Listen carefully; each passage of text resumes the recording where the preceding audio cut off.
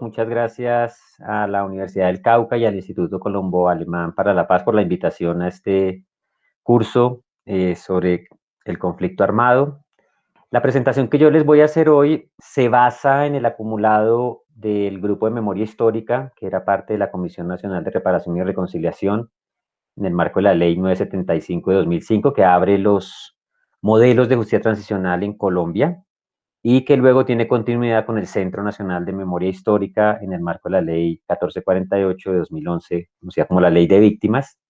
Y en ese proceso, el acumulado de nuestro trabajo como grupo de memoria en la primera etapa del Centro de Memoria se cristaliza en un informe general sobre el conflicto armado, que hacía parte de nuestro mandato institucional llamado Basta Ya, Colombia, Memorias de Guerra y Dignidad, el cual, después de que es publicado, tiene una continuación con un proyecto llamado el Observatorio de Memoria y Conflicto, cuyo propósito fue documentar las dimensiones, características, responsabilidades y perfiles de las víctimas de la violencia del conflicto armado a lo largo del desarrollo de la confrontación armada, haciéndolo a partir de un esfuerzo monumental de integración de fuentes sociales e institucionales, e intentando a través de la integración garantizar que los fragmentos no nos permitieran ver la realidad de manera distorsionada o convertir un fragmento en una pretensión totalizante. Reunir todas las fuentes con el propósito de dar cuenta de las dimensiones, las características de la violencia, las responsabilidades, eh, como van a verlo ahora, permite interrogar al conflicto armado, permite caracterizarlo, pero también hacerle preguntas, va a ofrecer criterios para la periodización, para preguntarnos qué cambió en este momento, otro para cuestionar lugares comunes acerca de los repertorios de violencia de los actores armados, si los actores armados son todos iguales, si atacan a todos por igual, si son las mismas víctimas, si hay prevalece la indiscriminación o la selectividad. Y vamos a trabajar también en esta presentación los patrones de violencia que nos plantea, el concepto de patrón de violencia que nos plantea Elizabeth Good, y vamos a mirar algunos de los elementos característicos generales, factores explicativos, interpretativos para comprender el conflicto armado colombiano. Es importante señalar que voy a intentar hacer esfuerzos comparativos permanentemente, todo el tiempo, hasta donde sea posible, con los casos del Guatemala, de Salvador, del Perú, no solo porque la profesora Elizabeth Wood lo puso en la parrilla de inicio de este curso, sino porque creo que la perspectiva comparada nos ilumina para esclarecer, ¿no? A veces en el proceso investigativo nos miramos demasiado el ombligo a nosotros mismos o a veces cometemos errores de extrapolación con la comparación, pero la comparación también es un recurso metodológico e investigativo muy importante que deberíamos tener en cuenta para comprender dimensiones y características del conflicto armado. Entonces, a continuación voy a compartir con ustedes unas dos presentaciones que voy a estar alternando. En unas voy a plantear como la tesis central de cada punto y luego las voy a ir ilustrando con unos apoyos que tengo en gráficos, en mapas, para poder soportar mis planteamientos.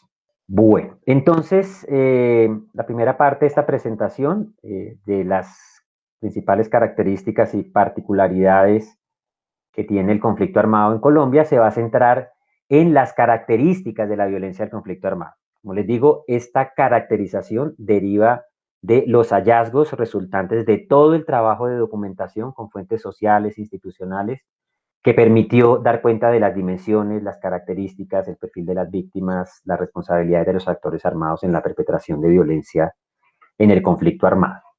Entonces, una primera característica que tiene el conflicto armado colombiano en relación con la violencia que se desencadena en el mismo, teniendo siempre presente algo, la larga duración del conflicto, ¿no? Esos 60 años de duración del conflicto son muy importantes tenerlos en cuenta todo el tiempo para la ponderación o la caracterización que vamos a hacer.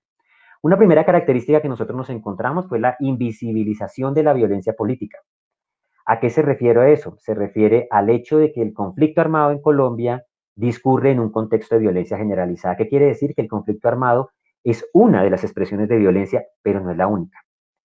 Coexiste, se relaciona, se retroalimenta de otras violencias que pueden estar ocurriendo, que están ocurriendo, digamos, en el contexto. Esta idea de la invisibilización, esta premisa de la invisibilización, es muy importante también para entender un factor de reproducción del conflicto armado en Colombia, y es que en la medida en que la violencia política en sus dimensiones permanezca invisibilizada, eso genera condiciones para su reproducción y para su pervivencia en el tiempo. ¿Por qué? Porque los actores armados intentan permanentemente asociar la violencia que provocan a las causas, ¿no?, que ellos reivindican. Los actores armados reconocen que la violencia no solo provoca beneficios, sino que también tiene costos sociales y políticos. Entonces, ellos intentan amortizar esos costos, insistiendo mucho en la causa a la que apuestan, pero cuando se desbordan las dimensiones de la violencia, cuando la violencia se torna excesiva, no hay causa justa o causa política que pueda contener, digamos, ese costo político que está generando la violencia.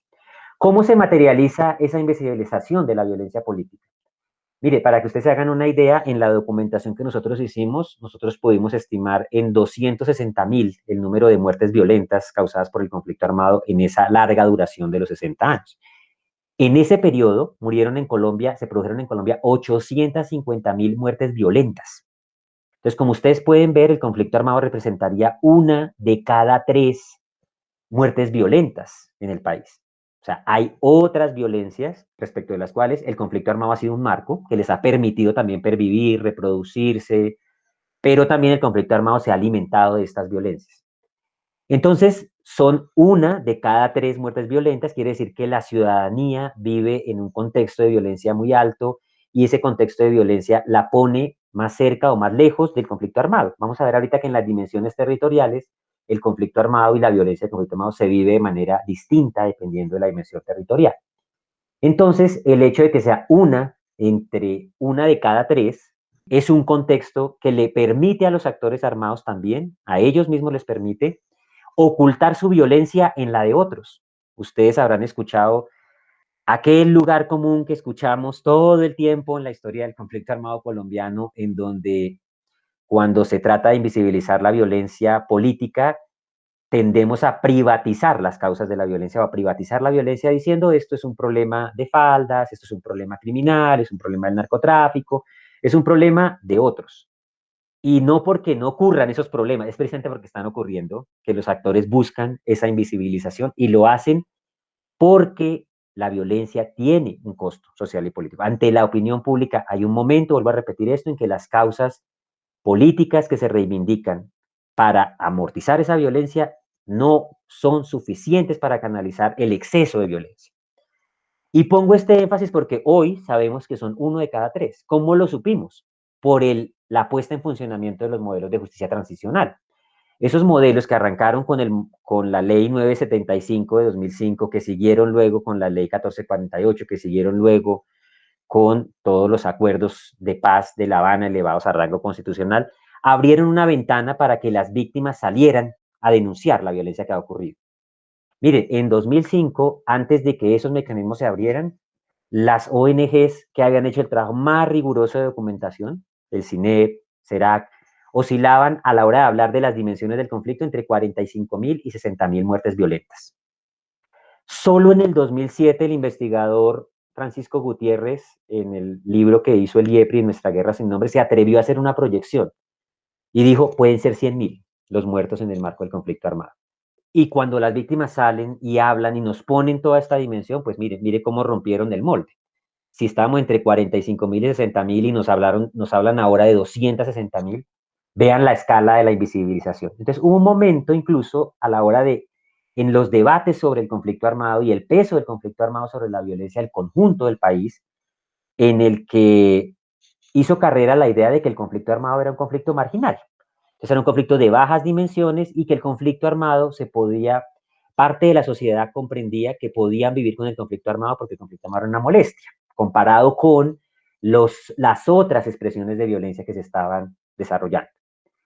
Entonces, eso también contribuyó, ¿no?, a la idea de la reproducción, a una suerte de normalización, a integrar en la normalidad del orden institucional del país, que nunca se quebró ni colapsó totalmente, a la violencia. Es la tesis de Daniel Peco de orden y violencia. La violencia hace parte del orden, está integrada, no rompe, ¿no? Puede coexistir con él. Pero la sociedad misma se preguntaba, bueno, hemos vivido con esto y el conflicto es una molestia y podemos seguir con él. Entonces, ese tipo de concepciones sociales o de representaciones sociales también favorecen la continuación y la prolongación del conflicto. Entonces, lo que creíamos que era marginalidad en realidad era invisibilización de la violencia política, del conflicto armado, y eso tiene una razón de ser, como les digo, en la estrategia política de los actores armados, y es la violencia también cuesta, no solo da beneficios, sino que cuesta. Y hay una preocupación permanente por amortizar esos costos, por tener los contenidos, por regularlos. Y ahí hay un primer elemento muy importante de característica. Por supuesto que en ese punto también hay que decir que nos toca estudiar mucho más esas relaciones entre las violencias. La violencia del conflicto armado, con la violencia criminal, con la violencia social, todas esas violencias muchas veces pueden tener autonomías, no tocarse, en otras tienen relaciones fluidas en las que el conflicto armado, como les digo, se alimenta de esas otras violencias, pero a su vez esas otras violencias aprovechan el conflicto armado como marco para poderse reproducir, para poderse expandir. Esas otras violencias pueden instrumentalizar al conflicto armado. Pasó con el narcotráfico, que es mucho más que conflicto armado, que instrumentalizó a actores armados, y puede pasar al revés, que el conflicto armado también las instrumentalice.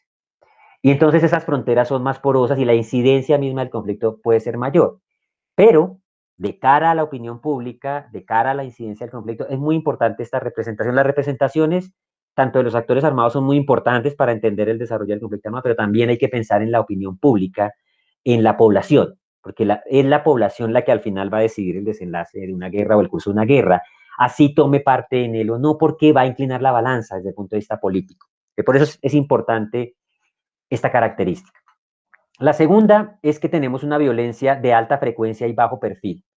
Y esta frase de cuando los mecanismos opacan las dimensiones se refiere a que la violencia, estas dimensiones de los 260.000 muertos de los que les hablé ahora, no ocurren bajo modalidades de violencia de una alta visibilidad o de grandes dimensiones.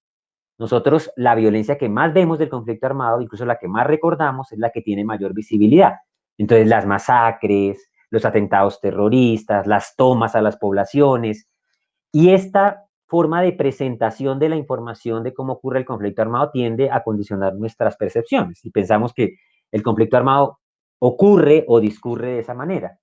Y resulta, y nos imaginamos entonces alrededor de eso, que cada vez que ocurre una acción del conflicto armado vamos a ver a hombres uniformados, vamos a ver a hombres con fusiles, ¿no? Con armamento pesado, como el imaginario de la guerra convencional. Y resulta que la guerra irregular o el conflicto armado en su cotidianidad no discurre de esa manera. Lo que es más visible no es necesariamente lo más frecuente ni lo más recurrente.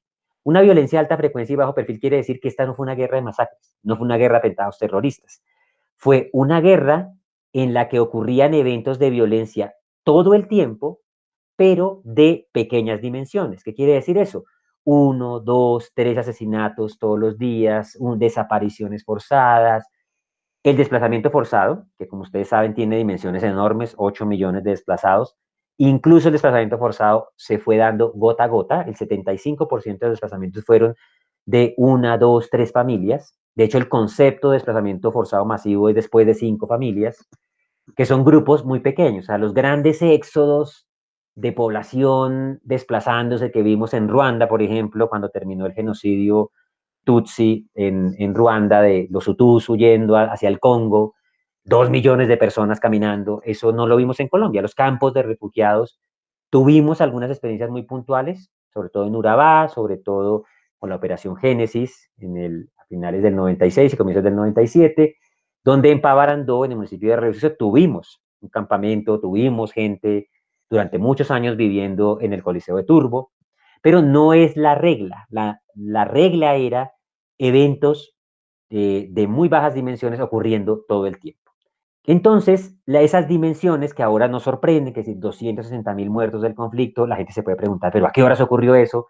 La razón por la que no se ve no solo son las estrategias de los actores armados para impedir la denuncia, que se conozca la violencia que ellos perpetraron, sino también son los mecanismos. Con los mecanismos ellos intentan demostrar que esta es una violencia fragmentada, que corresponde a otros, se parece a la que perpetran otros, porque el sicariato, por ejemplo, es una forma muy recurrente en la que ocurren los asesinatos en el conflicto armado, y esa misma usan las otras expresiones de violencia. Entonces es una estrategia más fuerte para confundir, pero también para que no lo veamos. Hay un titular alguna vez, después de un atentado terrorista en París, de un periódico de circulación nacional, que me parecía que era muy diciente respecto a la situación, y decía, respecto a la enorme visibilidad que tienen los atentados terroristas, se preguntaba por esa violencia que mataba todos los días de manera cotidiana y que no veíamos, y lo resumía con una frase muy poderosa, diciendo, a cuentagotas no se nota. Esa es la característica de la violencia de Colombia. A cuentagotas no se nota. Incluso las masacres, vamos a ver que eso nos va a marcar una gran diferencia con los otros contextos latinoamericanos, con los otros contextos de países latinoamericanos. La mayoría de las masacres no son masacres de grandes dimensiones. De hecho, el 80% de las masacres, el 85% de las masacres son de 4 víctimas o 5 víctimas. Si yo cambiara el número de víctimas a partir de los cuales cuento la masacre, el espectro de las masacres se me reduce. Pero no, incluso las masacres tienen, muchas veces cuando ocurren, pequeñas dimensiones, aunque dependiendo del lugar donde ocurran, puede ser eventos muy visibles y de enorme devastación. Pero estoy aquí hablando aquí del conjunto nacional, qué tipo de visibilidad tiene. Quiero, para que ustedes entiendan cómo esto pesa en la vida de las víctimas y de las poblaciones que viven en contextos de conflicto armado, compartirles una anécdota que nos ocurrió cuando estábamos documentando el caso de Segovia y de Remedios en el nordeste antioqueño. Nosotros, al hacer ese ejercicio en el Grupo de Memoria Histórica, hicimos un análisis de 4 grandes masacres, porque nuestra entrada al caso fue la masacre del 11 de noviembre del 88, donde murieron 46 víctimas, una masacre de retaliación contra la Unión Patriótica en ese territorio. Y cuando nosotros le preguntábamos a las víctimas por los principales eventos de violencia y por la masacre más grande ocurrida en el territorio, esperábamos lo que presumíamos obvio, nos iban a decir esta masacre. Y no, nos decían que era la masacre de 1997. Y nosotros íbamos y mirábamos en el 97 y buscábamos un evento ocurrido en iguales circunstancias de modo, tiempo y lugar con un número plural de víctimas, que es el concepto de la masacre como práctica de violencia, y no lo encontrábamos. Encontrábamos masacres de 8 personas, había una muy visible de 8 personas, donde el perfil de las víctimas fue la que la hizo muy visible, más que las dimensiones, y no la encontrábamos. Entonces un día interpelamos a la gente y le dijimos, bueno, pero usted, a qué se refiere cuando dice esa masacre? No la encontramos. Y nos decían, ¿usted no cree que es la peor masacre que nos ocurrió cuando en el año 1997 murieron 350 personas? Eso es mucho mayor que las 46 de... Entonces, ¿a qué se refería la gente? Se refería a un año en donde, y lo describían después, es que todos los días aparecía de a uno, de a dos, de a tres muertos, desaparecían de a uno, de a dos, de a tres, todos los días. Entonces, para nosotros, lo que se instaló en la cotidianidad fue esta violencia de alta frecuencia y eso fue lo que destruyó nuestras vidas, lo que nos hizo más difícil vivir. Incluso la masacre, muchas veces la de grandes dimensiones, a veces lo que hace es interrumpir la cotidianidad, ¿no? Más que instalarse de manera duradera, porque no era el hecho más recurrente en el conflicto.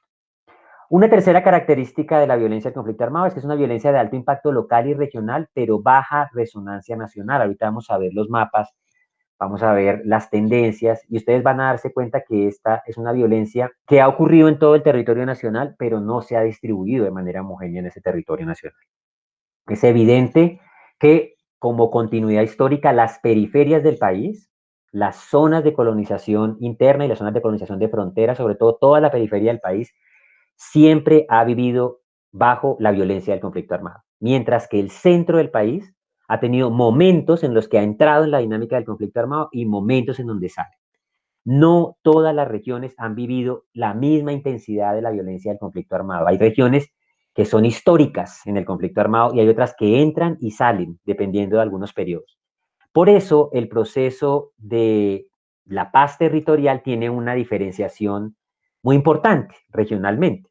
Entonces son regiones históricas que han vivido todo el tiempo bajo la influencia del conflicto armado, el sur del Tolima, el Alto Sinu y San Jorge en el sur de Córdoba, la región de Urabá, la región del Magdalena Medio, el Cauca, sobre todo el norte del Cauca, el Ariari Guayabero en el suroriente del país, Arauca. Entonces son regiones que están todo el tiempo.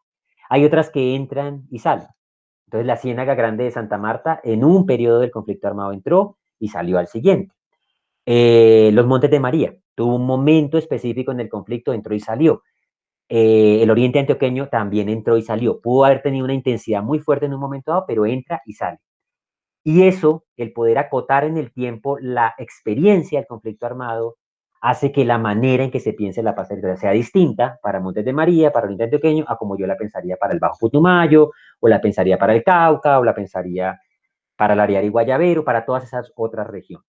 Eso siempre es muy importante tenerlo en cuenta. Y ustedes se van a dar cuenta entonces que esa intensidad cambió, que la intensidad no siempre fue la misma, pero es distinta la experiencia en la larga duración de algunos y la corta o la muy específica de otros. Y este desbalance entre centro y regiones y periferia tiene su parangón en un hecho que es muy importante y es la mayor, por lo menos el 85%, si yo contara incluso a los desplazados forzados, el 85% de las víctimas del conflicto armado se produjo en esas zonas de la periferia en donde vive menos del 20% de la población colombiana. Y donde vive el 80%, que son en las zonas urbanas, en las zonas del centro del país, la región más integrada del país, en donde vive el 80%, se produjeron el 20% de las víctimas. Ahora vamos a ver unos mapas que son muy discientes sobre esa realidad. Entonces, una violencia muy concentrada en las regiones, pues por supuesto tiene un impacto local y regional muy alto. Y tiene una baja resonancia nacional porque donde vive la mayor parte de la gente, donde está la opinión pública, esa violencia no hace parte de su cotidianidad o no tiene el mismo impacto, la misma incidencia que lo que pasa en la periferia o lo que pasa en las regiones. Y lo que pasa en las ciudades, no solo es que el conflicto armado tiene una menor incidencia, ocurre también, tiene una menor incidencia, pero a su vez es en las ciudades donde tenemos una mayor vivencia o experiencia con una diversidad de violencias, con esas otras expresiones de violencia que están ocurriendo, ¿no? Y que son más próximas a los ciudadanos. Entonces, también va a ser evidente, lo vamos a ver luego, que la experiencia con las violencias de los actores armados van a ser distintas también, si es en periferias, si es en regiones o si es en las ciudades. Y eso va a condicionar también la manera en que la opinión pública interpreta el conflicto armado y va a establecer responsabilidades de los actores. Ya las miraremos. Otra característica del conflicto que contribuye a esa invisibilización, mire que todo lo que voy mostrando va apuntando a ese proceso de invisibilización, es el hecho de que la mayoría de las víctimas del conflicto armado son anónimas. ¿A qué me refiero con anónimas? Que no son personas, digamos, de un alto perfil social y político. O sea, los magnicidios fueron eventos críticos en el conflicto, pero no son lo recurrente. Hay, por supuesto, asesinatos de líderes sociales, de líderes políticos en las regiones, pero la mayoría de las víctimas son campesinos, obreros, pescadores, mineros, comerciantes, transportadores, personas que hacen parte de la vida cotidiana de las comunidades, e incluso dentro de los liderazgos, lo que tendría menos visibilidad son los que tienen mayor cantidad de víctimas, que son los líderes comunitarios. O sea, los miembros de juntas de acción comunal son mucho más victimizados, incluso las autoridades étnicas, que, que en muchos casos los líderes cívicos más reconocidos, que líderes políticos más reconocidos. Entonces, estas personas, sobre todo piensen en el tendero, en el comerciante, en el motorista, en el líder comunitario, cuando los mataban provocaban una enorme destrucción de los tejidos sociales porque el líder comunitario muchas veces era el enlace de esas comunidades con el resto de la región o con el Estado. Entonces se perdían esos canales de comunicación. Matar a un líder comunitario en una vereda es un golpe enorme que desestructura cualquier organización social. Entonces no se ven, pueden no estar en el titular de la noticia. Perder al motorista es que ya nadie quiere ir entonces al pueblo o a la vereda, ni permite que la gente pueda salir, ni entrar. La gente puede quedarse desabastecida de alimentos, quedar en una suerte de bloqueo económico de facto, no solo el que los actores armados decretan. Matar a un tendero, lo mismo. Entonces, esta es una violencia muy cotidiana, instalada en la cotidianidad, poco visible, que va destruyendo a las personas que tejen esos engranajes en la vida cotidiana.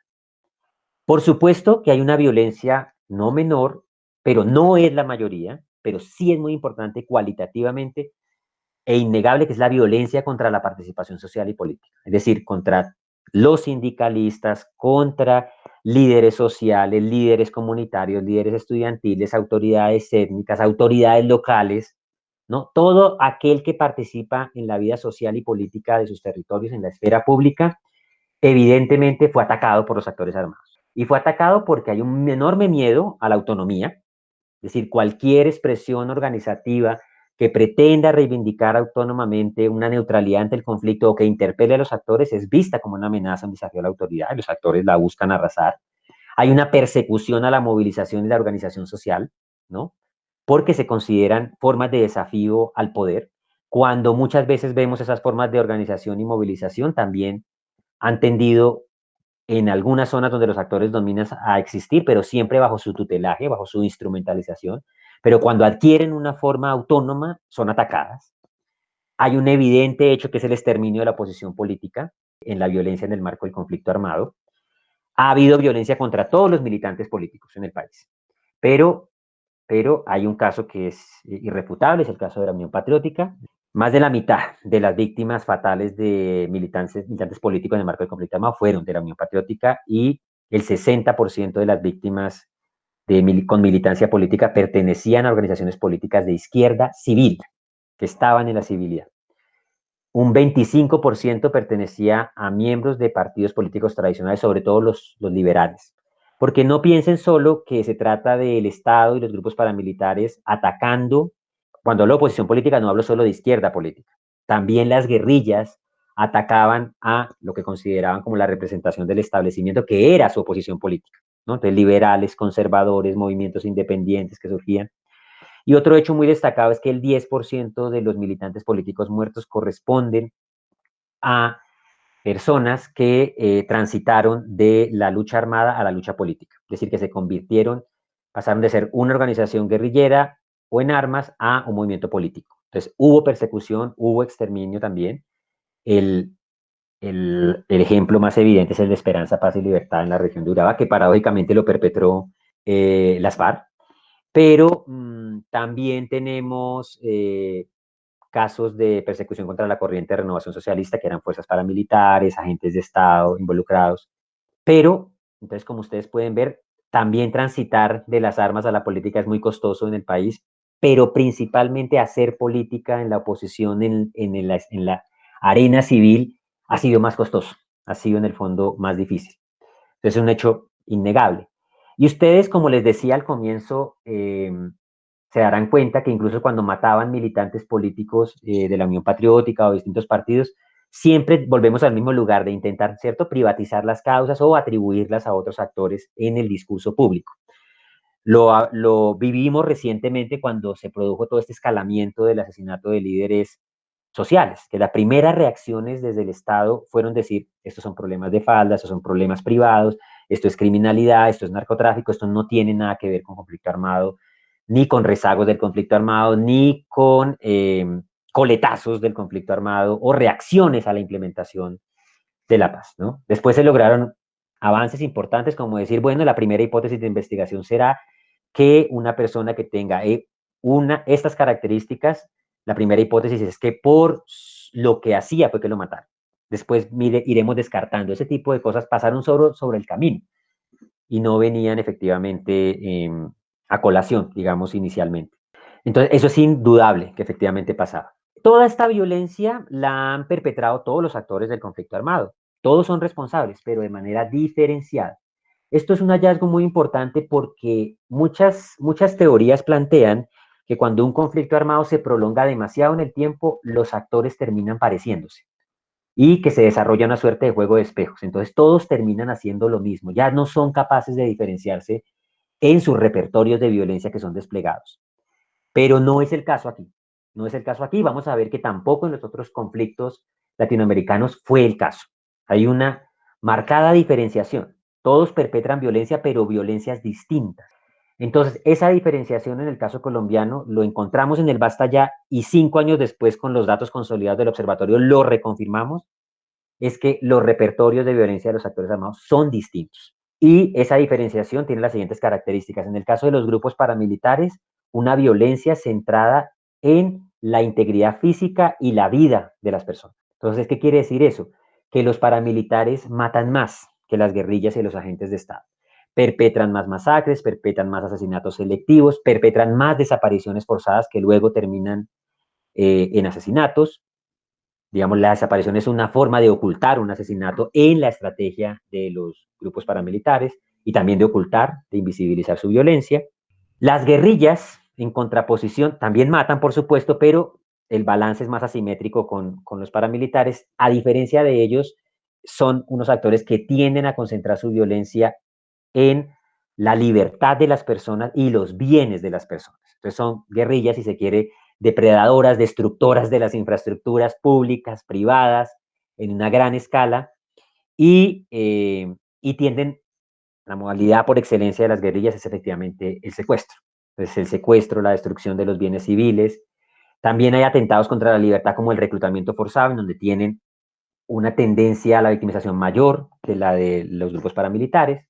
Pero también las guerrillas tienen una particularidad y es que tienen formas de violencia que derivan de el accionar bélico contra el Estado que éstas desarrollan. Entonces, las minas antipersonas son del sello de lo que hacen efectivamente las guerrillas, que siendo una táctica de la guerra terminan siendo indiscriminadas y afectando a la población civil. Las tomas a poblaciones son acciones bélicas en las que se utilizan armas no convencionales, métodos ilícitos de guerra, ¿no? Que provocan una gran destrucción sobre bienes o un efecto indiscriminado sobre la población civil cuando se ataca un objetivo militar. Las guerrillas tienen una mayor prevalencia en los atentados terroristas, sin que el atentado terrorista sea la regla o una acción recurrente o de las más recurrentes en el marco del conflicto armado. Como les digo, este es un conflicto en el que las acciones de mayor incidencia son los asesinatos selectivos, matar de a una, dos, tres personas, la desaparición forzada con los asesinatos selectivos cerca de 180.000, las desapariciones forzadas cerca de 80.000 y las masacres son 25.000. Los atentados terroristas, vamos a ver ahora rápidamente, que son menos, pero muy visibles, ¿no? Ocurren en las ciudades, no tanto en las zonas rurales, y esa visibilidad a veces tiende a incidir en la representación que tenemos de lo que hacen los actores. Y los agentes de Estado tienen una mayor recurrencia a las desapariciones forzadas, a los asesinatos selectivos. Otra vez volvemos a una mayor tendencia a invisibilizar esa violencia y a las detenciones arbitrarias, por supuesto que tienen peso importante. Estas responsabilidades, vamos a ver ahora, suponen simetrías importantes en esos. Hay una gran diferenciación y por ende una simetría importante entre los actores. Entonces, todos han sido crueles, pero de manera distinta. Las responsabilidades son claramente diferenciadas y estas responsabilidades y repertorios diferenciados tienden a tener una expresión en lo territorial que es distinta. Entonces, las guerrillas van a tener una mayor visibilidad en las regiones del centro del país, más integradas, también lo hacen en la periferia y las regiones, pero muy en el centro del país, en las ciudades. En cambio, los grupos paramilitares van a tener una mayor incidencia y una mayor visibilidad en su violencia en las regiones y en la periferia, ¿no? Y eso hace que entre ciudad, entre el país rural y el país urbano hayan representaciones distintas sobre quién es más o menos responsable, quién se visibiliza más en las responsabilidades y quién lo hace menos, porque tiene también que ver con la experiencia de la violencia, ¿no? Que cada uno efectivamente está viviendo. Hay una gran paradoja y es que por la visibilidad de la violencia guerrillera, atentados terroristas, daños a bienes civiles, los secuestros, que son acciones de una gran visibilidad pública, eso tiende a ocultar la alta prevalencia que tienen los paramilitares, los grupos paramilitares, en la perpetración de la desaparición forzada y los asesinatos selectivos. O sea, lo que más y más hemos dejado de ver es efectivamente la violencia letal. Es una particularidad también con el caso colombiano. Los patrones de violencia, el conflicto armado en una perspectiva comparada, voy a mostrarles ahora entonces diferencias a muy grosso modo con el caso de Perú, El Salvador y Guatemala, siguiendo un poco la línea de la profesora Elizabeth Good. Entonces, ella establece 4 criterios para establecer los patrones. Primero, la intensidad de la violencia. El segundo, el grado de selectividad o indiscriminación. El tercero, el repertorio de la violencia que utilizaron los actores armados. Y el cuarto, el grado de simetría en la violencia ejercida por los actores armados. Entonces, voy a empezar por la intensidad de la violencia. Como les dije, tengo un conflicto armado en 60 años que deja 260.000 muertes violentas, de las cuales valga decir que el 18% corresponde a combatientes y el 82% a civiles. Esta alta violencia contra civiles es una característica de todos los conflictos de las guerras civiles y de los conflictos internos. Entonces ahí no hay gran contraste con Perú, con El Salvador, con Guatemala, ¿no? Esta alta prevalencia. Es incluso probable que El Salvador, Guatemala y Perú tuviesen un mayor porcentaje de afectación de población civil, porque en Colombia las guerrillas de todas maneras han combatido fuertemente y han tenido una incidencia importante, por eso el número de combatientes muertos. 260.000 muertos en 60 años, en el caso de Guatemala se habla de 240.000 muertos, pero en 36 años de conflicto armado. En el caso del Perú La proyección que existe es de 75.000 muertos en un periodo de 20 años, entre el 80 y el 2000, y en el caso de El Salvador no hay datos muy fidedignos, pero las cifras oscilan entre 50.000 y 75.000 muertos. Entonces, claro, yo lo pongo así en términos absolutos y ustedes, su primera reacción puede ser, uy, no, pues Colombia les gana a todos, ¿no? Pero ojo, tengan en cuenta dos cosas. La primera, el periodo del conflicto armado. Tengo 60 años de conflicto armado en Colombia, frente a 36 en Guatemala, frente a 13 en El Salvador, frente a 20 en el Perú. Entonces tengo menos periodos más acotados de violencia del conflicto armado en los demás países con unas escalas de violencia muy altas, ¿no? Entonces, ¿eso qué significa? Que un conflicto prolongado lo que ha hecho es diseminar la violencia, no dosificarla. Los actores armados se han podido quedar, en el caso colombiano, porque dosifican la violencia, ¿no? La van dosificando. En el caso del Perú, El Salvador y Guatemala tenemos una mayor tendencia a mucha violencia en periodos más cortos. Segunda diferencia, por favor, para que tengan en cuenta, para poner esto en la perspectiva realmente comparada, la extensión del territorio. Entonces, estamos hablando de una violencia que en el caso de El Salvador, yo puedo hablar de 50.000 o 75, entre 50.000 y 75.000 muertes violentas en un territorio que está formado por, o que tiene una extensión de 21.000 kilómetros cuadrados. 21.000 kilómetros cuadrados es menos que la extensión del departamento de Cundinamarca en Colombia. Cundinamarca tiene 24.000 kilómetros cuadrados. Así de pequeño es El Salvador. Entonces tienes 50.000 o 75.000 muertos en, hagan de cuenta, el departamento menos que el departamento de Cundinamarca. En Guatemala vamos a tener una extensión de 108, casi 110 kilómetros cuadrados, o sea, como 4 veces el departamento de Cundinamarca, y vamos a tener 240.000 muertos, ¿no? En Colombia, en contraste con los dos casos anteriores, vamos a tener 1.150.000 kilómetros cuadrados en un conflicto que ocurre en 60 años. Y en el Perú vamos a tener un territorio de 1.285.000 kilómetros cuadrados, en donde vamos a tener estos 75.000 muertos. Entonces son territorios distintos en extensión, periodos distintos, pero lo más importante es la cantidad de personas que hay en cada territorio, que es lo que permite en verdad poder hacer comparaciones, las tasas. Entonces en El Salvador se calculaba que habían cerca de 5 millones de habitantes en ese periodo de duración de la guerra civil en El Salvador. Entonces, 5 millones de personas y tienes entre 50.000 y 75.000 muertos. A la escala de la violencia fue brutal, brutal, enorme, descomunal. Incomparable, ¿no? La de El Salvador, y vamos a ver también que la de Guatemala tiene esa misma dimensión. Entonces, en Guatemala se estima que para la época habían cerca de 7 millones de habitantes durante el desarrollo del conflicto armado y se presentaron 240.000 muertos. Entonces, miren que Guatemala mucho más afectación, el impacto de la violencia en términos demográficos mucho más fuerte que El Salvador, pero ambas incomparables con Colombia, en donde tengo 260.000 muertos en una población que podemos estimar entre los 40 y los 45 millones de habitantes o los 48, pues por esta larga duración que tenemos del conflicto. Y en el Perú, 32 millones de habitantes tiene hoy Perú, pero para la época, para el 2000 se estimaba en cerca de 20 millones de habitantes de la población del Perú para 75.000. Entonces, la intensidad de la violencia ocurre en territorios más pequeños, en la mayoría de los casos, y en periodos más acotados. Entonces, la capacidad destructiva que tiene esa violencia es mucho más marcada en esos otros contextos comparados con Colombia, donde, como les digo, esta tesis de Daniel Pecó de orden y violencia, como que creo que aquí se ve claramente confirmada. O sea, el conflicto armado mismo va instalándose en una relación que no siempre es de contradicción o de ruptura o con el orden, ¿no? Y hay una suerte de coexistencia muy importante que contribuye a su propia reproducción.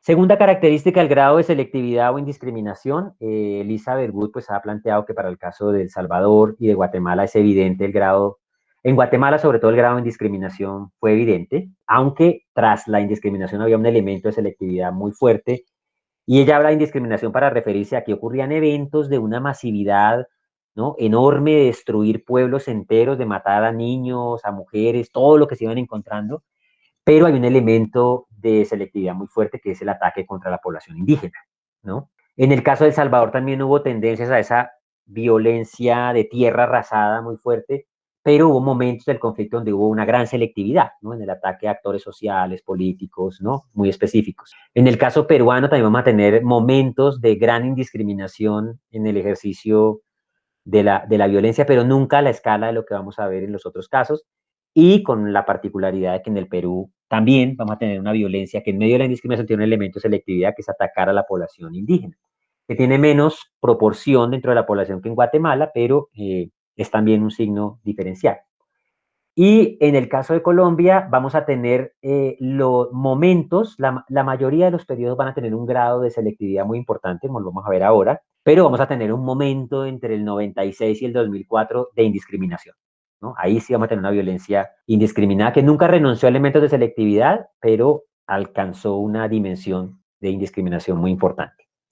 Los repertorios de violencia, como les decía, el caso colombiano es más de asesinatos selectivos de 1, 2, 3 personas, las desapariciones forzadas, los secuestros, todas las modalidades ocurren a cuentagotas, ¿no?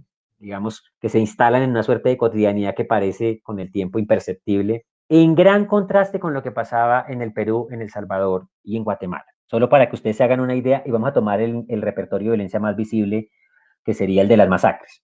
Como ustedes saben, en el caso de Guatemala y de Perú, las comisiones de la verdad, y también en El Salvador en algún caso, por el momento histórico en que se hicieron, contaban las masacres de 5 personas o más. Entonces, si usara ese indicador, ese dato, para compararlo con Colombia, miren un poco, les voy a dar 2 datos que me parece que son bastante contundentes sobre el peso que tenían estas violencias más visibles, devastadoras, arrasadoras, en comparación con esta violencia de alta frecuencia y bajo perfil en el caso colombiano. El primero es que el promedio de masacres en Guatemala, que documentó la Comisión de Esclarecimiento Histórico, es que el promedio de víctimas por masacre era de 26 personas.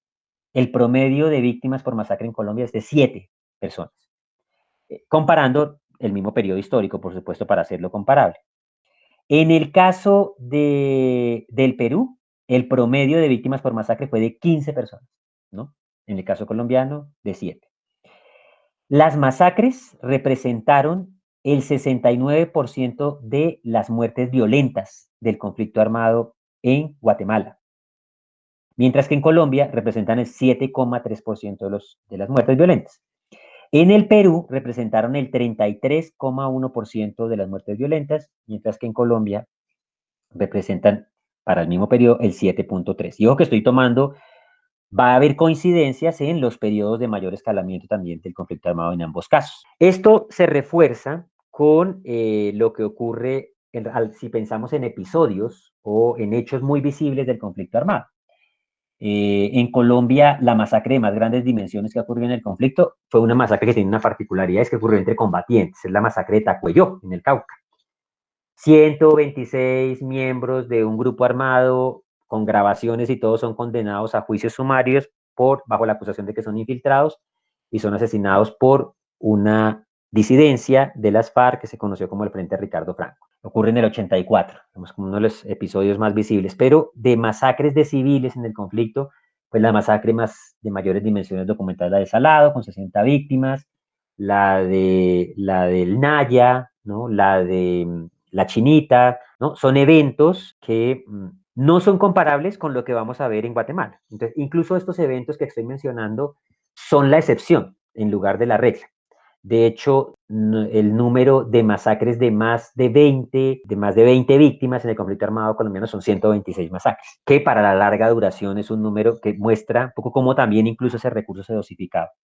Y no tenemos ejemplos o no tenemos dimensiones de masacres como las que se dieron en El Salvador o en Guatemala o incluso en el Perú.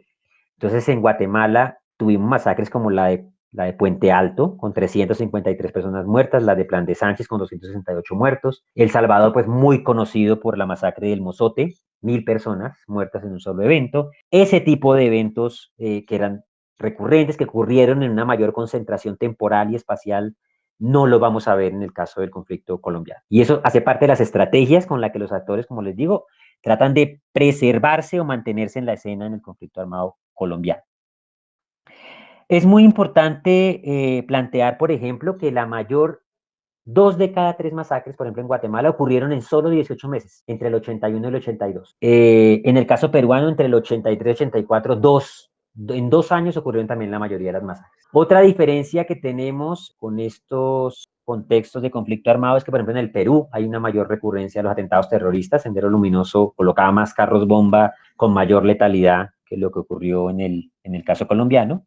No era la regla en el caso de El Salvador o de Guatemala, ese tipo de recursos. Y entonces los grados de violencia, los repertorios fueron distintos, el tipo de violencia son distintos, el secuestro es mucho más marcado, mucho más acentuado en el caso colombiano, es un elemento diferencial, la escalada, el tema de las minas, el tema del desplazamiento forzado comparado demográficamente, pues tuvo una gran incidencia en El Salvador, en Guatemala, por supuesto, que no habría que desdeñar. Pero el tema de minas, el tema de secuestro, ¿no? Tiene una mayor incidencia también en el caso colombiano. El grado de simetría en la violencia ejercida por los actores armados, como les expliqué ahora, las guerrillas tienen una mayor tendencia a la violencia que ataca bienes de las personas, que atenta contra su libertad, los paramilitares mucho más y los agentes de Estado mucho más centrados en la violencia letal contra la integridad física y la vida de las personas, guerrillas y paramilitares con una participación muy próxima en la violencia sexual, por ejemplo. En eso sí tienden a compartir repertorio,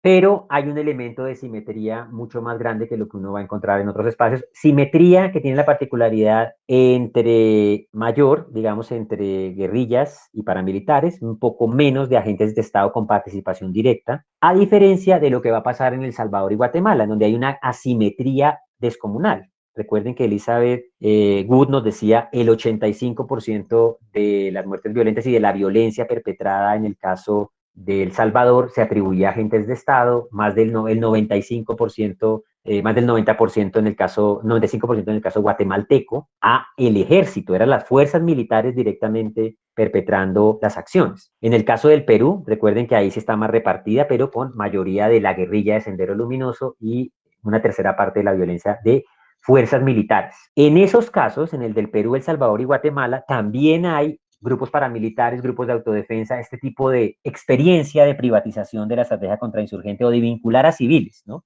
Tengo las rondas campesinas en el Perú y tengo en Guatemala las patrullas de acción cívica, las PAC, pero ambas no tienen en la documentación de responsabilidades un gran peso porque muchas veces llegaron fue o para apalancar la violencia de agentes de Estado o en otros casos llegaron a una etapa de consolidación, si se quiere, de la lucha contrainsurgente.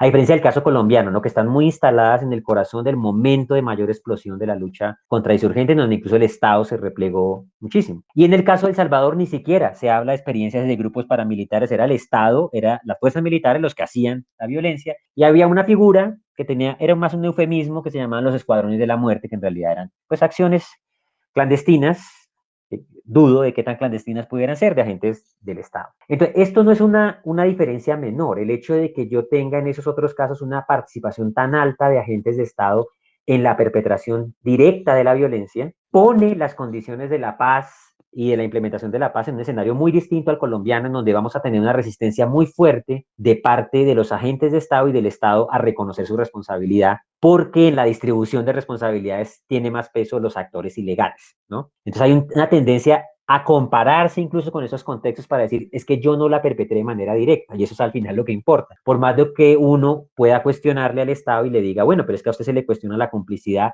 con uno de los actores que mayor letalidad produjo, que son los grupos paramilitares, ¿no? Usted creó políticas de Estado para privatizar la violencia, entonces que los grupos de autodefensa de los 80, que luego las convivir en los 90, ¿no? Y esa es una particularidad, vamos a tener que esos grupos de autodefensa o esos actores civiles involucrados en la estrategia contra el van a tener una mayor participación en la violencia que lo que vamos a ver en los otros casos. Y eso hace que la transición sea difícil porque va a haber mucha más resistencia desde el Estado a reconocer responsabilidades y de agentes y de sectores del Estado a comprometerse con la paz, porque así es que yo no lo hice de manera directa y los militares, en el caso colombiano, lo usan mucho en referencia. Es que nosotros no somos una dictadura, nosotros no somos esos otros países, ¿no? Que usted me pueda plantear la discusión sobre la complicidad o no con los paramilitares, sobre el principio de, digamos, de garante que tenía de la vida de las personas, es otra discusión de responsabilidad, pero en la pura y dura del ejercicio de la violencia, no. Entonces, eso genera tensiones muy fuertes para la transición. Y es una diferencia muy importante con los otros dos casos. Otros casos era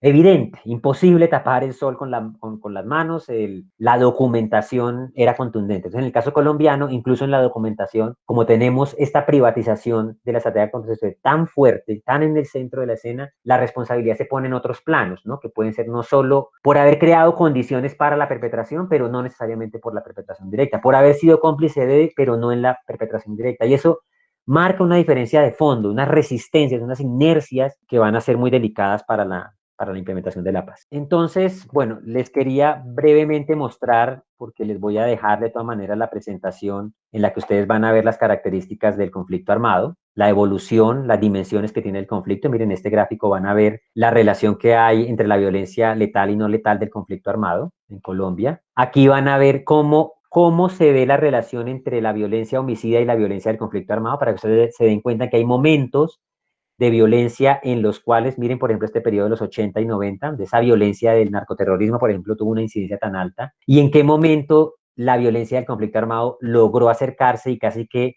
convertirse en la violencia prevaleciente, pues no solo un momento de la violencia colombiana, no todo el tiempo. Las dimensiones, miren la frecuencia de acciones bélicas, asesinatos selectivos, de secuestros, lo que les explicaba ahora. Aquí va como la documentación de efectivamente los eventos que están ocurriendo. Aquí les muestro, ustedes ven en rojo, dónde ocurre el mayor número de víctimas en el conflicto armado en esos 60 años, por el número total para 10 modalidades de violencia, las de mayor incidencia, menos desplazamiento forzado. Ustedes pueden ver el enorme peso que tienen las periferias o las zonas de colonización interna comparado con el interior del país o las zonas más integradas. Esto en número total. Pero si yo hago tasas, es decir, comparo con la población que existe en ese territorio, van a ver cómo el nivel de incidencia pues se nota mucho más en este segundo mapa, ¿no? En esa afectación. Aquí van a ver también la evolución histórica, que la violencia no siempre es igual en todos los territorios. Miren que vamos a tener esta transición de la violencia bipartidista al conflicto armado y va mutando la geografía de la violencia, la intensidad de la violencia. Miren cómo los colores más oscuros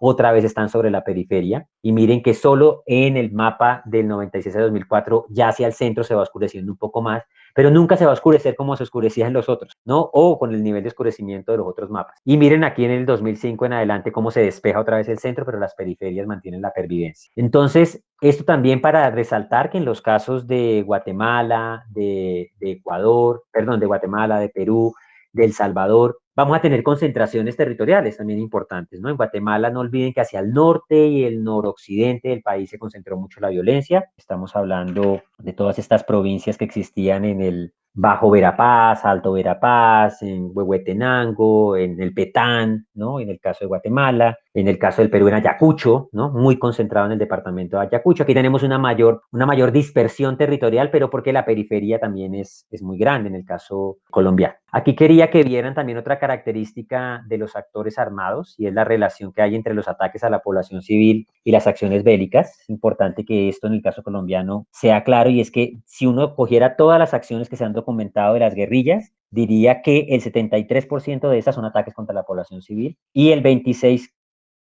el 27% son acciones bélicas. En el caso de los paramilitares, el 97,1% son ataques contra la población civil y solo el 2,9% acciones bélicas. Los paramilitares no combaten, las guerrillas sí. Y en el caso de las fuerzas militares, fuerzas más estatales, el 81% son acciones bélicas y el 19% son ataques contra la población civil. Aquí les dejo los repertorios para que ustedes vean cuán distintos son de las FARC, en número de acciones, en número de víctimas. Les dejo una comparación con las FARC y el ELN, porque entre las guerrillas también hay diferencias. O sea, mucho más combativa las FARC, la incidencia de las acciones bélicas en las FARC es mucho más fuerte que en el ELN. El ELN tiene una mayor tendencia a atacar a la población civil vía secuestros, bueno, distintos eventos, y les muestro también el caso de los paramilitares. Y aquí les voy a dejar unas diapositivas donde ustedes van a ver la incidencia en la letalidad de la violencia, por ejemplo, de los actores, donde vemos esta simetría de grupos paramilitares frente a las guerrillas, una relación que es muy cercana a ser 2,5 a 1, casi 3,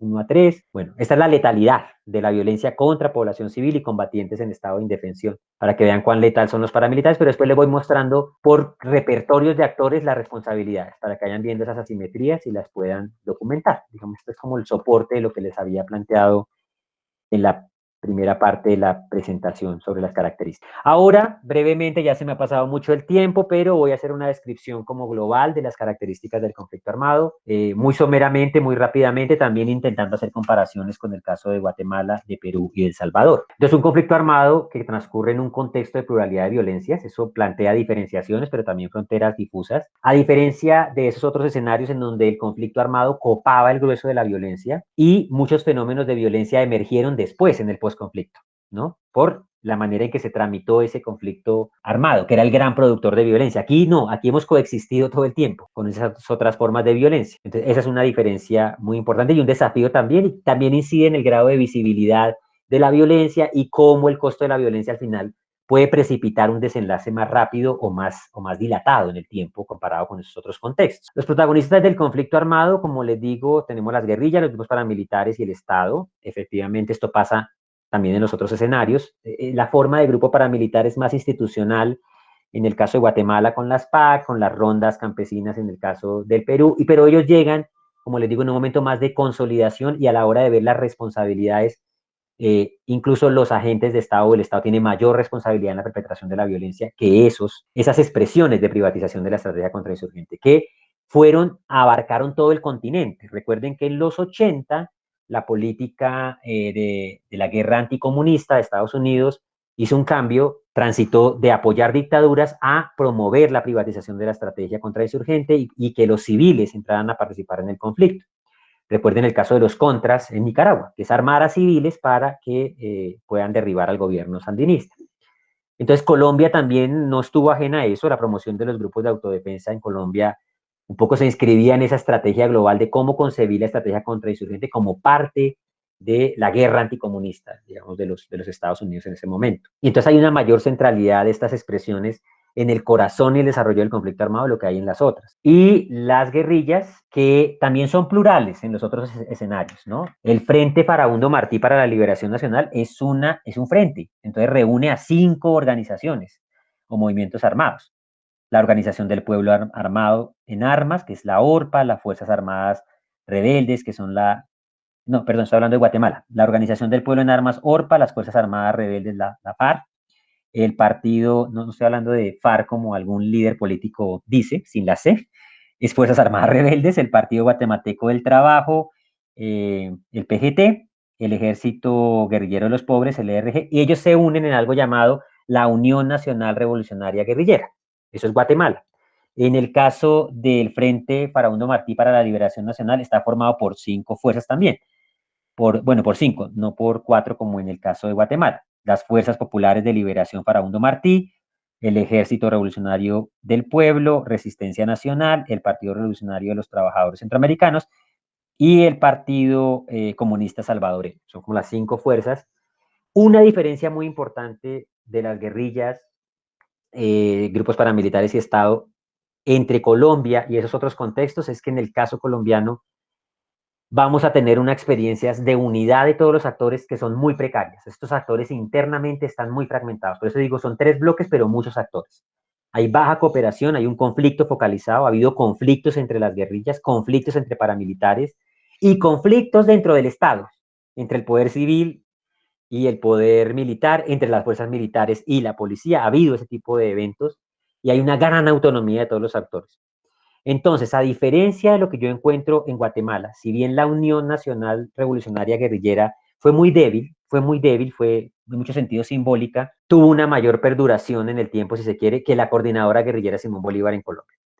O sea, en 60 años de conflicto, las guerrillas solo pudieron coordinarse entre 1987 y 1992, 5 años.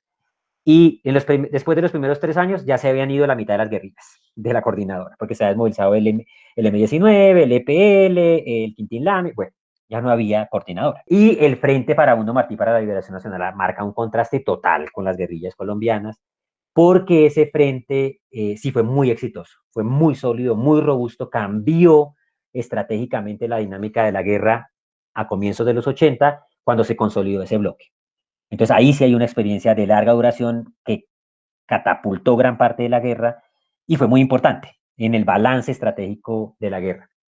En el Estado, por ejemplo, en el Perú no tenemos estas formas de coordinación porque en realidad la guerrilla prevaleciente o la más importante era Sendero Luminoso y luego vamos a tener al movimiento revolucionario Tupac Amaru, pero tienen dos territorialidades distintas, dos momentos temporales distintos, ambas guerrillas. En el caso colombiano, como les digo, hay muchas guerrillas, pero había poca coordinación entre ellas, llegó a haber conflictos incluso entre ellas, porque todas respondían a orígenes sociales, a trayectorias históricas, a énfasis regionales muy distintos. Nuestras guerrillas, incluso a pesar de su proyección nacional, tienen unas identidades regionales muy fuertes. Las FARC con el sur del Tolima y toda la zona del suroriente del país, el ELN con Santander lo tiene muy arraigado, y el EPL lo tenía también fuertemente con la región del Alto Sinú y San Jorge, y con Córdoba y con Urabá, ¿no? Lo tenía mucho más acentuado.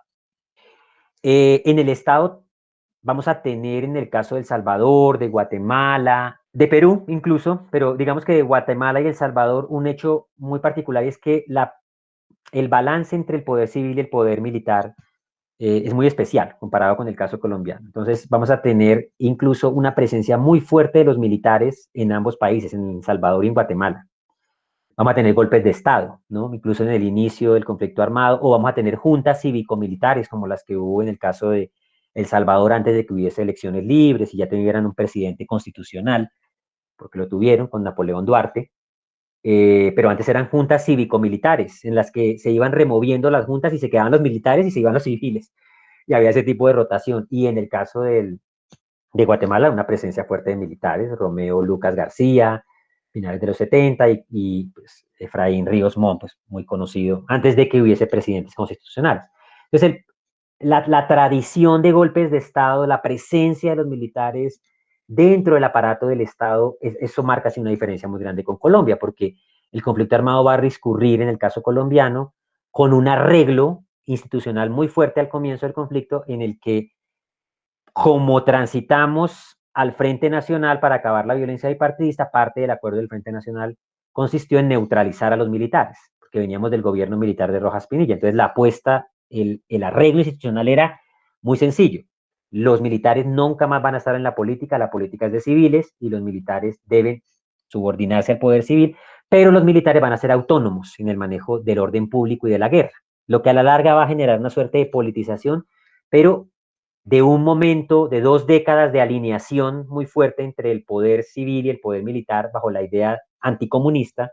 En los 80, de los 80 y los 90, ya después del 2000 eso cambia, en el Estado colombiano va a haber un poder civil que va a apostar mucho por la solución política, por los procesos de paz, a eso le va a resistir el poder militar, que va a pugnar por la solución militar, y va a haber tensiones institucionales muy fuertes entre el poder civil y el poder militar, cosa que no era el caso en esos dos casos donde había mayor alineación, y porque el poder militar sí tenía una impronta mucho más fuerte. Aquí la ascendencia del poder civil en el caso colombiano sí es mucho mayor, y no tenemos el antecedente del golpe de Estado, pues lo tenemos es con lo de Rojas Pinilla, que pues los expertos han llamado a eso un golpe de opinión más que un golpe de Estado, propiamente dicho. En los grupos paramilitares también vamos a tener una gran fragmentación, una prevalencia de lo regional muy fuerte. Esos grupos también van a tener un momento de unidad, las AUC, entre el 97 y el 2001, dura poco, va a ser importante, pero después se supo que era más una confederación, que habían muchas autonomías, e incluso confederados terminaron explotando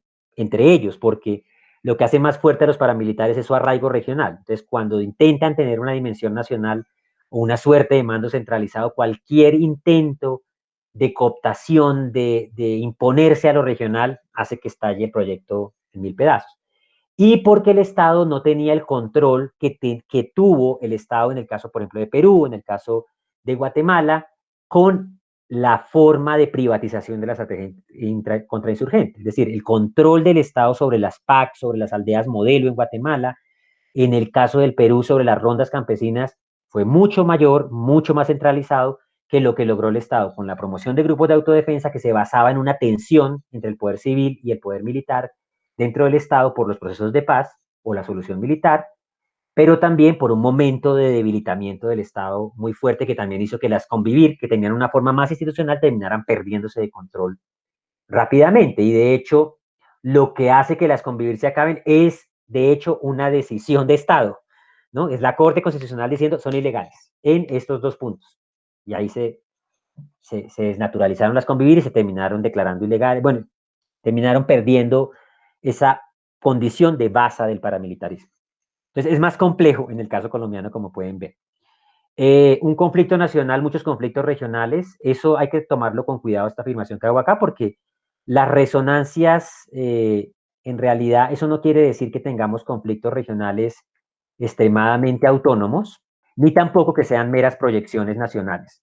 Pero aquí hay unas escalas que son muy importantes observar. Es decir, regionalmente puede ser que las tendencias y los periodos del conflicto armado cambien, sean distintos, pero nunca se pueden disociar completamente de lo nacional. Nosotros tenemos la idea de que en Colombia es un país muy fragmentado y que entonces lo que pasa a nivel nacional no tiene nada que ver o no impacta para nada la vida en las regiones. Y sí, sí las impacta. De manera diferencial, pero las impacta. Como lo que pasa en las regiones también puede tener un impacto o una resonancia en lo nacional, ¿no? No olvidar eso, tenerlo siempre muy presente. Y eso nos lleva a pensar que más que tener un país desintegrado o fragmentado, es un país desigualmente integrado. Eso hace que las resonancias sean diferenciales. Lo que pase a nivel de políticas estatales, en el nivel central, tiene impacto en la vida de la gente en las regiones. Lo que pasa en la dinámica de unas regiones tiene un impacto importante en la vida también del ámbito nacional. Tampoco olvidar que el conflicto armado ocurre en un contexto globalizado. Por supuesto que la guerra de El Salvador, que la del Guatemala, que la de Perú ocurren en el contexto de la Guerra Fría también, eso la va a alimentar, la va a potenciar, pero en el caso colombiano, por su duración, cuando pasa la Guerra Fría, va a seguirse alimentando de la agenda internacional que va cambiando. Entonces vamos a cambiar de la Guerra Fría a la lucha contra el narcotráfico, a la guerra contra el terrorismo, pero también a ese fenómeno de creciente internacionalización de la justicia, las agendas de derechos humanos, o sea, también esas ambigüedades en la agenda internacional inciden, tienen efectos sobre la vida de las personas. O sea, yo no puedo entender lo que pasa en una problemática en el Bajo Putumayo con cultivos ilícitos si yo no entiendo el lugar que ocupa en la agenda internacional la lucha contra el narcotráfico, ¿no? A eso me refiero con que yo no necesito tener impactos en la vida de la gente materiales únicamente, ¿no? Sino los eventos que ocurren en otros lugares crean un clima que o favorece a la gente o la perjudica. Y después también se materializa en cosas reales que afectan a la gente. Entonces, la avioneta que llegó haciendo fumigación no la puedo entender sin lo que está pasando en la agenda internacional de lucha contra las drogas, ¿no? Aunque parezca tener que ver con un conflicto extremadamente local, ¿no? En el que uno podría decir, pero no, esto tiene unas variantes, unas determinantes muy propias. Un conflicto armado que es prolongado, cambiante y ambiguo. Es muy ambiguo el conflicto colombiano, eso ayuda mucho a su reproducción. ¿Qué quiere decir ambiguo? Que los momentos más críticos del conflicto han ocurrido en momentos en donde la guerra se ha escalado, pero también ha habido procesos de paz. De hecho, la paz ha sido en muchos sentidos detonante de que la guerra se haya agravado. Y la paz ha abierto debates y tensiones y ha generado tensiones, conflictos dentro de los actores tan fuertes que han paradójicamente no permitido la paz, sino que la han bloqueado. Y al final llegamos a que él no gane la elección. Se nos ha olvidado que durante 20 años Colombia, entre el 80 y el 2000, intentó todo el tiempo apoyar procesos de paz, ¿no? Pero lo que desencadenó la paz fueron grandes miedos en las élites regionales que se terminaron rebelando contra la paz.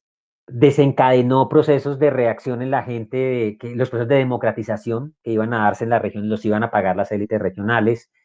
Desencadenó el miedo de que la paz podía ser un camino expedito para que la amenaza comunista se materializara. Bueno, entre el Estado, entre el poder civil y el poder militar, fuente de tensión permanente, permanente, permanente. Nunca llegamos a un golpe de Estado, pero el ruido de sables permanente todo el tiempo. Mezcla entre apertura política y cierre violento, es una guerra que se escalaba, que exterminaba políticamente a una gran escala, pero a la vez con reformas, descentralización política administrativa, elección popular de alcaldes, constitución del 91. Entonces, todo eso, ese balance entre que la guerra no se imponga de manera total, pero la democracia tampoco, son balances que permitieron que la guerra se pudiera reproducir y permanecer en el tiempo.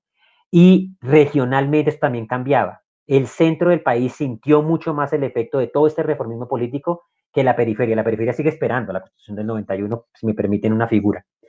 Pero como el centro sí vio a la Constitución del 91, vio a alcaldes de izquierda o a fuerzas de izquierda ser la segunda fuerza política del país en medio de la guerra, fuerzas de izquierda ganando alcaldías en lugares importantes del país, pues pensaba que la Constitución llegó, yo no entiendo la guerra de los que están en las periferias y en las regiones, eso es absurdo. Entonces, ese tipo de disonancias son importantes que las tengamos en cuenta para entender la continuación del conflicto armado. Un conflicto en donde hay mucha impunidad, por supuesto, pero también hay una justicia protagónica muy importante.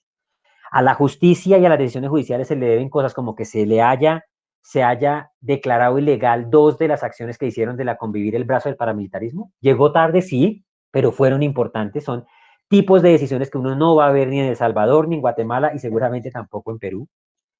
Una justicia que cuando inicia el gobierno Uribe con la política de seguridad democrática, declara inconstitucional las zonas de rehabilitación y consolidación, que daban amplios poderes a la fuerza pública. Una justicia que en 1987 proscribe la potestad de las fuerzas militares para juzgar civiles en tribunales militares. O sea, hay una serie de acciones en el camino que son muy importantes, ¿no? Que, digamos, tienen elementos liberales que uno no va a ver en otros lados.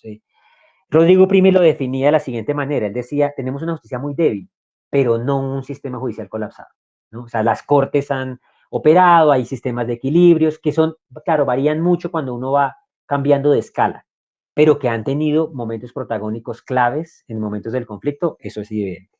Entonces tenemos este balance paradójico entre reformismo, represión, ¿no? Todo el tiempo. El conflicto armado nosotros no lo podemos entender sin una dimensión territorial. Es que hay una gran tensión alrededor y cada actor de alguna manera representa esa tensión entre el centro, la región y la periferia. El centro cada vez más consolidado con el Estado, que quiere como consolidarse como un autor muy autónomo, que no dependa de otros para ejercer el poder en esos espacios. En la periferia, los paramilitares, que dependen mucho de élites regionales o de poderes regionales, que con el tiempo se le rebelaron al Estado, fueron aliados, pero con el tiempo se han rebelado al Estado porque consideraban que las decisiones del Estado central buscaban minar su poder, cuando el Estado central intentó diálogos con la guerrilla, intentó una mayor integración con la periferia a través de ese diálogo con la guerrilla. O sea, los poderes regionales se consideraron que a ellos les iban a hacer pagar el costo de la paz, ¿no? Entre guerrillas, periferia y Estado central, que era una paz que se hacía contra ellos y sin ellos. Por eso el reclamo permanente de por qué nosotros no hacemos parte de una mesa, por qué nos excluyen de la mesa, en fin. Un conflicto armado alimentado por economías ilegales y bonanzas económicas, muy importante, la minería, el petróleo, la coca, la palma aceitera, otros monocultivos, el banano, jugaron un papel fundamental para que el conflicto armado tuviera un proceso, una dinámica y también una perduración importante comparado con los otros contextos. No es menor, digamos, esta incidencia, pero hay que tener cuidado de no pensar que el conflicto armado se explica únicamente por la competencia por rentas económicas de los actores. Y no solo veamos las economías ilegales, también hay economías legales de grandes bonanzas que fueron claves para alimentar el conflicto armado.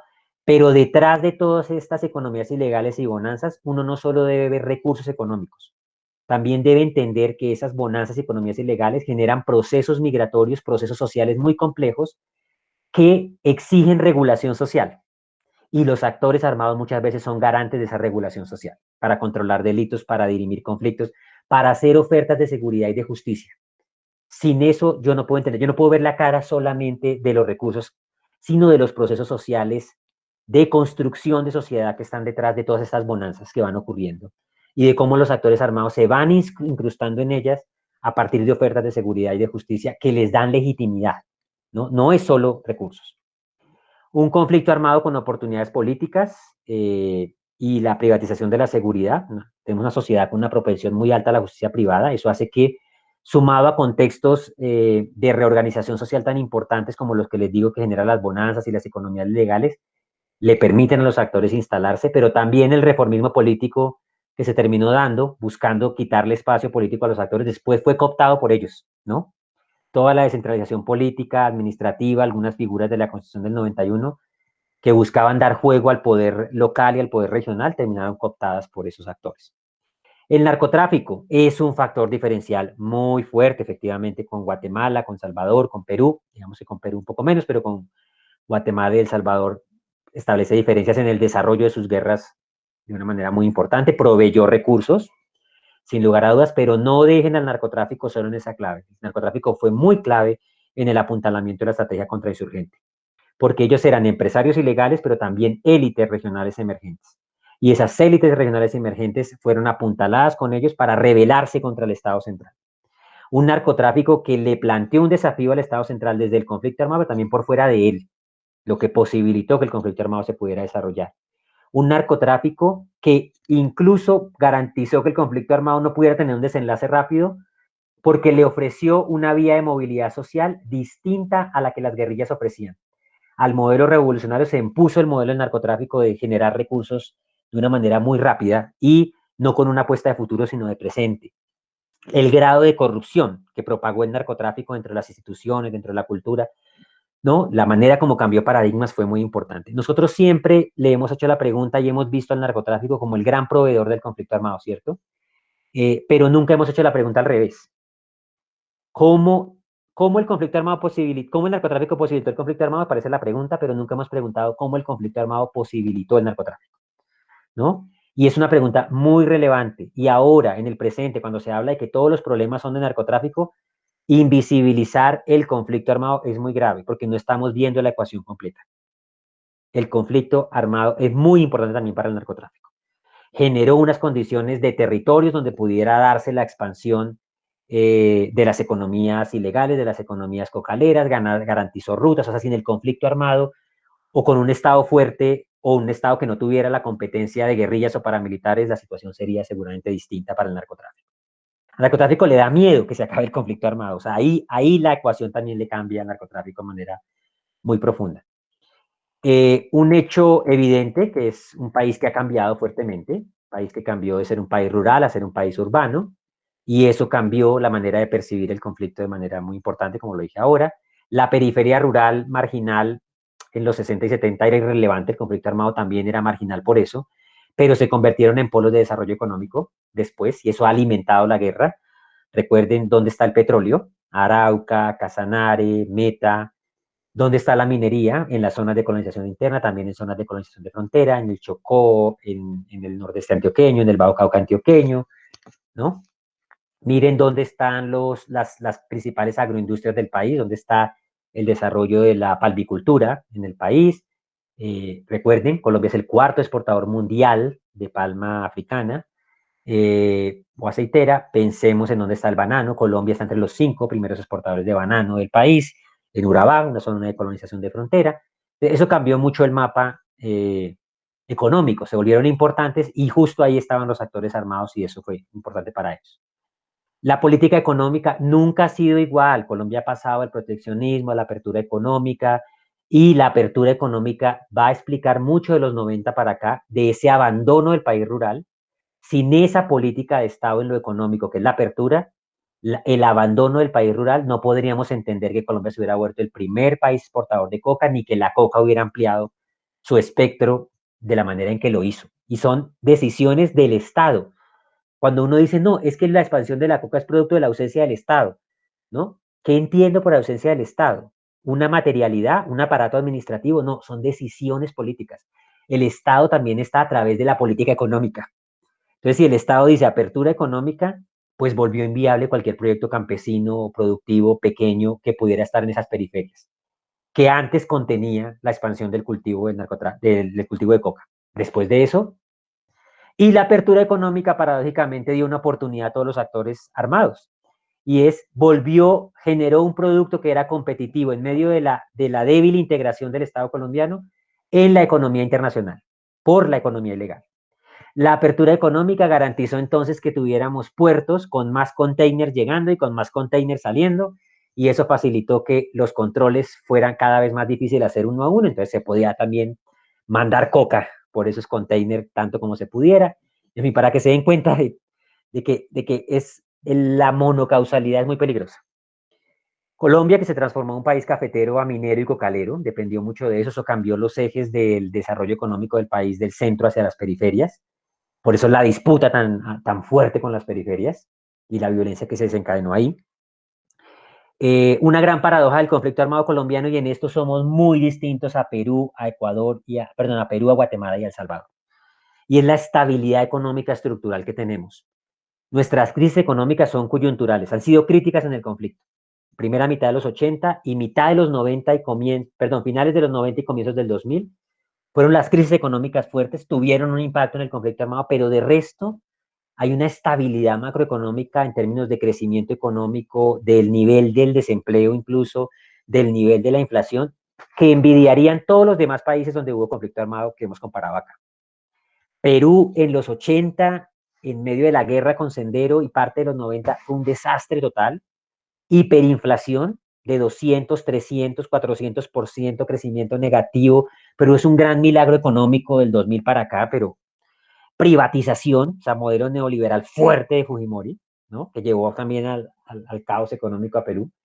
Eh, en Guatemala y en Salvador, países muy pobres, muy pequeños, muy pobres, dependían de la economía cafetera. Cuando viene el fin de la Guerra Fría y arranca el periodo neoliberal, ustedes saben, se cae el Pacto Internacional de Precios del Café, eran economías que dependían mucho del café, después se terminaron integrando a los circuitos económicos de la economía ilegal, de los carteles, ¿no? De mexicanos y centroamericanos, eso reconfiguró.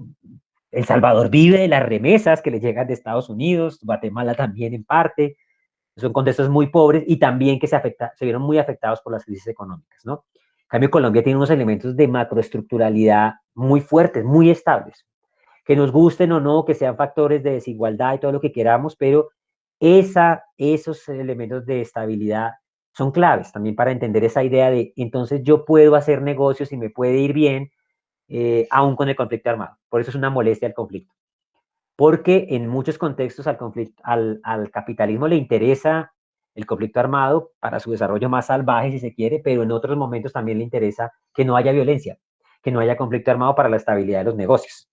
Entonces aquí logramos como el punto de equilibrio y eso hace que el conflicto se pueda reproducir. Un problema agrario continuamente postergado. Es evidente que yo no puedo entender, por ejemplo, el narcotráfico sin el problema agrario, no resuelto. Ahora, uno puede decir, nunca hiciste la reforma agraria, nunca hicieron nada, y ¿cómo entonces manejaron el problema agrario? No hicieron nada por el problema agrario. No, sí hay una forma de enfrentarlo. El problema de enfrentarlo es que en realidad no lo resolvió de fondo, sino que lo postergó. Porque les digo, reformas agrarias hemos tenido. La de Carlos Lleras en los 60, la de Virgilio Barco en los 80 y la de Samper en los 90. O sea, cada década, los últimos 40, 50 años del país hemos tenido reformas. El problema es el espíritu de la reforma. El espíritu de la reforma estaba animado por un debate en torno a si uno debe hacer reforma agraria en el sentido de repartir la tierra que ya tiene integrada la frontera agraria, o si uno debería repartir tierra ampliando la frontera agraria. Hay posturas dentro de las élites que decían, en Colombia hay demasiada tierra disponible, usémosla, ¿para qué vamos a ponernos a repartir la que ya está integrada? Y hay otra que dice, no, no amplíe la frontera agraria, porque si usted la amplía, aunque haya territorio, usted no va a poder controlar eso. Usted nunca va a poder llegar, el ritmo de ocupación, de ampliación de la frontera agraria, nunca va a poder ser seguido por el Estado. Y usted le está abriendo unos huecos ahí a los grupos armados ilegales, a las guerrillas, a todos los actores, lo que hemos visto, mejor dicho. ¿Cuál fue la política pública que prevaleció en Colombia respecto al problema agrario? Adjudiquemos baldíos, ampliemos la frontera agraria, hágale. Entonces vámonos para colonización de frontera, colonización de zonas internas, eso fue lo que hicimos. Pero no atacamos los factores estructurales de cómo hacemos para que a medida que yo le voy dando a los campesinos tierra en la periferia o en las regiones, cómo controlo que el mecanismo de acumulación no venga detrás de ellos y siga haciendo mover la frontera agraria. Expansión de monocultivos, conflictos por el uso del suelo, recuerden lo que Elizabeth Wood nos dijo con tanta claridad de cómo hemos cambiado el uso del suelo, de 22 millones de hectáreas aptas para la agricultura y usamos 8 millones y medio, de 24 millones de hectáreas aptas para la ganadería y usamos 39 millones, y una frontera agraria que fue creciendo y creciendo y creciendo. Por eso en el acuerdo de paz se dice, pongámosle límite a la frontera agraria. No formalicemos la propiedad, la reforma rural integral, ¿qué es lo que quiere? Volver a hablar. La reforma rural integral no es revolucionaria, es recoger e intentar aplicar el cúmulo de reformas que se han planteado. Yo les voy a decir una cosa que los va a sorprender. La adjudicación de baldíos como parte de la implementación de la política de reforma agraria en Colombia ha entregado, junto con compras de tierra, 20 millones de hectáreas en los últimos 40 años de este país. Eso no es poquito para tener 115 millones de hectáreas dentro de la frontera agraria. No es poquito. Y uno dice, pero si has entregado tanto y a pequeños campesinos, ¿por qué tienes un índice de concentración de la propiedad tan alto? Porque no estás atacando los mecanismos de concentración. O sea, tú no te metes con lo que ya está integrado en la frontera agraria, no cambias el régimen de propiedad, ¿no? Ni siquiera los pones a tributar, porque nadie está diciendo que reparta. Los conceptos de reforma agraria siempre han dicho, haga productiva la tierra, para que la gente no se tenga que ir a la periferia. Bueno, un problema más amplio. Un país que cambió mucho por tránsito de la Frente Nacional a la Constitución del 91, del monopolio del bipartidismo a la pluralidad política. Esto es muy particular de Colombia en comparado con otros contextos. Un cambio de la organización política que no es menor, del centralismo a la descentralización política y administrativa, una agenda internacional que fue cambiando y que fue a la que el conflicto armado se fue apuntalando, ¿no? De guerra fría, lucha contra el terrorismo, lo que ya les había planteado. Entonces, bueno, como me extendí demasiado, solo les voy a dejar aquí unas diapositivas donde ustedes van a ver las transformaciones de los principales actores del conflicto, los factores que había tras de ellos. Les voy a dejar en la otra presentación donde tengo los datos cuantitativos, que ustedes puedan ver, como lo ven aquí, indicadores macroeconómicos, para que vean lo que les hablo de la estabilidad, eventos de protesta y movilización social, vean la información sobre la concentración de la tierra en el país. Creo que lo que planteó Elizabeth Good amerita, digamos, alguna discusión un poquito más compleja sobre el asunto de la propiedad en Colombia. Y este dato es el que les acabo de dar. 20 millones de hectáreas repartidas en la política agraria de Colombia, que no ha hecho reforma en sentido de expropiar, sino lo que ha hecho es comprar, que es lo que ustedes ven en azul, y lo que ven en naranja es la política prevaleciente, adjudicar baldíos, ¿no? Y la pregunta subyacente es, tierra no has dejado de repartir, intentar democratizar no has hecho, pero ¿dónde has fallado? No controlas los mecanismos de acumulación, los mantienes intactos, entonces todo lo que entregas, después viene detrás la lógica de acumulación y la frontera agraria se va a seguir expandiendo. Y esto es muy importante para entender la expansión de los cultivos ilícitos. Sin esto yo no lo puedo entender, sin este problema agrario, el narcotráfico no hubiese encontrado condiciones de oportunidad para la expansión de los cultivos ilícitos, ¿no? Sin la política apertura económica que llevó a la quiebra empresarios como los algodoneros, como los trigueros, ¿no? Que eran sectores tan importantes del país, o a muchos empresarios en regiones integradas. En los 90, los narcotraficantes no hubieran encontrado el camino allanado para que todo el mundo les vendiera, ¿no? Y hubiéramos pasado a esta relatifundización de la tierra y ganaderización de la tierra que ha venido de la mano del narcotráfico. Entonces, todos esos factores tienen relación. Aquí les muestro el mapa de evolución de cultivos ilícitos. En fin, un conjunto de recursos que les ofrezco para animar la discusión. Entonces, les agradezco, lamento mucho la extensión. Me hubiese gustado haber como detallado un conjunto mayor de temas. Quiero darle las gracias para terminar al Instituto Colombo Alemán para la Paz, CAPAZ, y a la Universidad del Cauca. Entonces nos vemos en la próxima sesión. Espero que todo esto que les planteé aquí, que reconozco que es mucha información, los anime para que podamos dar una discusión interesante. Muchas gracias.